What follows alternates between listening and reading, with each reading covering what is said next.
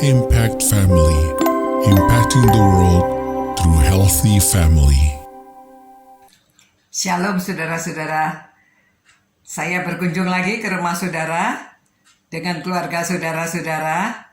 Senang sekali dapat berbagi firman Tuhan di malam hari. Nah saudara, kita sudah mulai membaca kitab Amsal pasal 1 dan sekarang ini akan kita lanjutkan kitab Amsal pasal 1 ayat yang ketiga. Kalau kemarin kita mulai, maksud dari kitab ini tulis adalah untuk mengetahui hikmat dan didikan. Kedua, untuk mengerti kata-kata bermakna. Nanti kita lihat ya.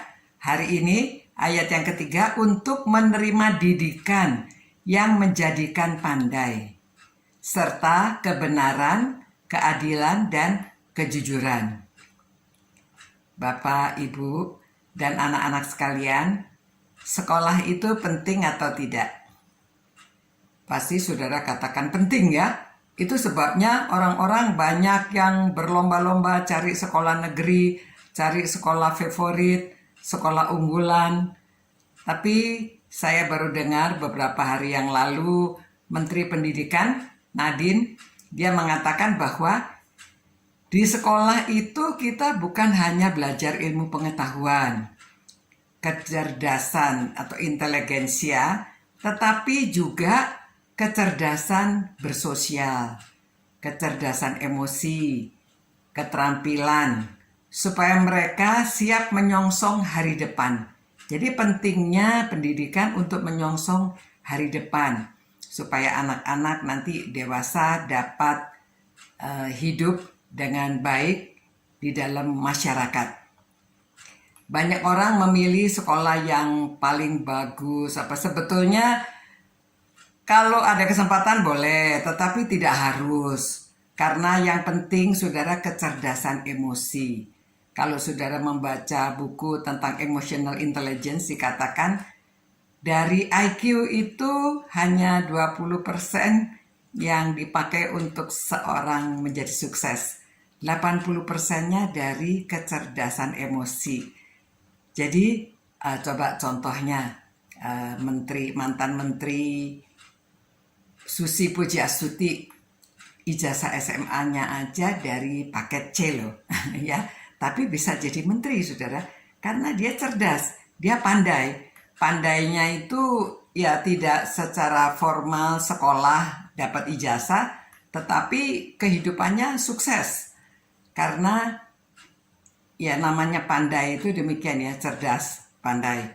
Dapat mengatasi kehidupan sosial, kehidupan bersama dengan orang lain. Bahkan dia pandai berusaha ya, sampai punya pesawat.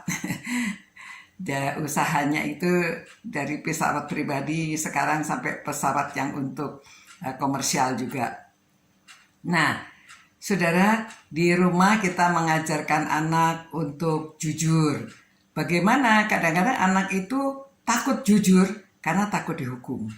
Ya, tetapi kalau di dalam rumah anak jujur, salah ya ada pengampunan. Kalau ada pengampunan nanti anak tidak takut untuk jadi jujur. Ya, keadilan diajarkan, anak-anak diberi tugas, diberi tanggung jawab. Kalau yang lebih besar tanggung jawabnya lebih berat, yang kecil tanggung jawabnya lebih ringan. Tapi diajar tanggung jawab supaya mereka tidak hanya semuanya orang tua yang mengerjakan. Jadi anak juga diberi tugas supaya mereka mengerti apa itu jujur, apa itu adil, bagaimana berbagi. Semua itu mereka pelajari di rumah ya. Jadi itu sebabnya kitab Amsal ini mengatakan kata-kata bermakna. Dari Amsal itu yang harus mencari hikmat. Tuhan yang memberi hikmat. Daripada dia datang pengetahuan dan kepandaian. Ia yang menyediakan pertolongan bagi orang jujur. Ia menjadi perisai bagi orang yang tidak bercela.